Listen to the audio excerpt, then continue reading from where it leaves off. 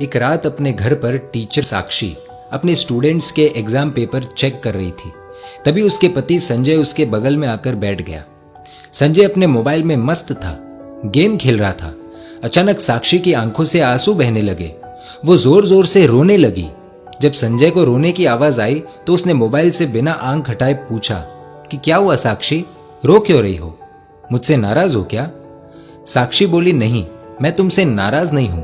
दरअसल मैंने स्कूल में परीक्षा के तौर पर एसे राइटिंग में एक बहुत ही अच्छा विषय दिया था कि अगर आपकी इच्छा हो तो क्या बनना चाहेंगे।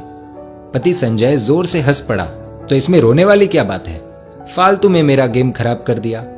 साक्षी बोली, संजय 2 मिनट फोन छोड़ो और ये देखो एक बच्ची ने क्या लिखा है उस एसे राइटिंग में।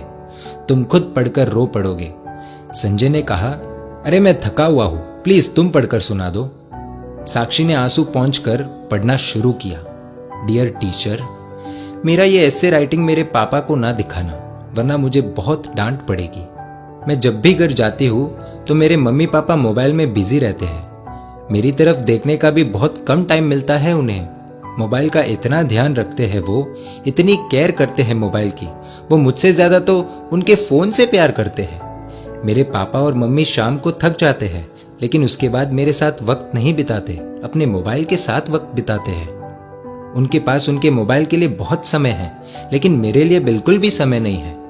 मैं 3 बार बुलाती हूँ तो मेरी आवाज उन्हें सुनाई नहीं देती, और मोबाइल की हल्की सी रिंगटोन भी बज जाए तो अपना काम छोड़कर मोबाइल देखते हैं।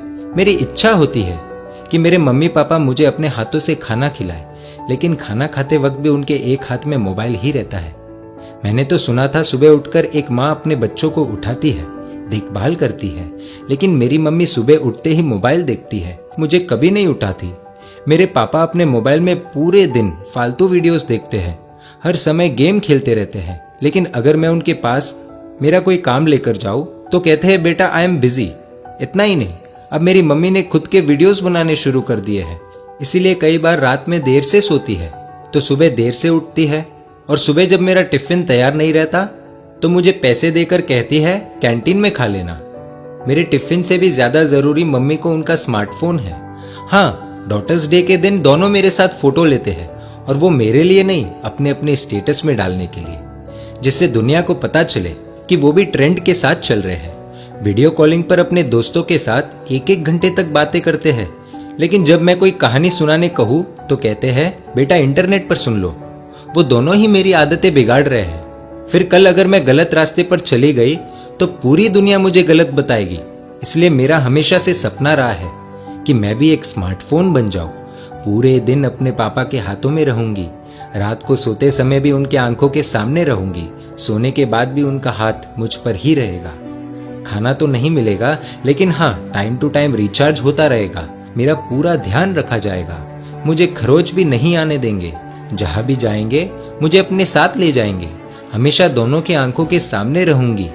संजय थोड़ा भावुक हुआ, लेकिन फिर से अपने गेम में लग गया और साक्षी से बोला कि ठीक है, अच्छा लिखा है, इसमें रोने जैसा कुछ नहीं है। तुम्हें इतनी सी बात पर रोना क्यों आ गया Sakshi? Be strong, come on. तो साक्षी ने कुछ ऐसा कह दिया कि खुद संजय भी अपने आप को संभाल नहीं पाया। साक्षी बोली कि संजय, ये ऐसे जिसने लिखा है वो अपनी ही बेटी है। दोनों के आंसू रुकने का नाम नहीं ले रहे। भागते हुए अपनी बेटी की बेडरूम में गए। देखा कि वो अपने मम्मी पापा की तस्वीर से लिपटकर सो रही है। ये दृश्य देखकर दोनों को रोना आ गया। साक्षी और संजय दोनों ने अपनी बेटी को नींद से जगाया। उसको उठाकर दोनों ने क्षमा मांगी। कहा कि बेटी, तुमने हमारी आंखें खोल दी, हमें माफ कर दो। अब से स्मार्टफोन नहीं, तुम हमारी आंखों के सामने रहोगी। पूरे परिवार के लिए बहुत ही भावुक पल था। दोस्तों, इस कहानी से आपको क्या सीख मिली, कमेंट द्वारा बताएं। और अगर आपको लगता है कि ये कहानी शेयर करने जैसी है तो तुरंत अपने दोस्तों, परिवारजनों और